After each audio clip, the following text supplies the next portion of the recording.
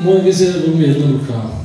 Byl bych rád, když tady za 4 roky budu náhodou sedět z doma, aby se mě už nikdo nemusel ptát, jaké jsou moje vize.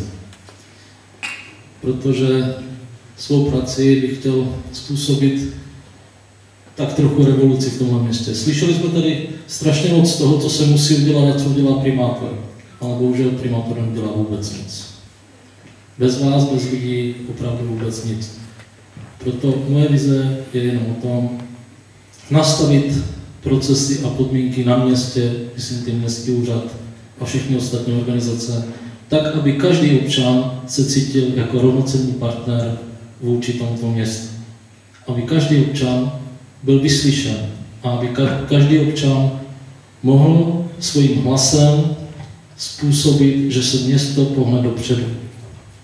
Toto tady bohužel chybí v současné době. A neslyšel jsem to ani od jednoho kandidáta, že by něco podobného chystal.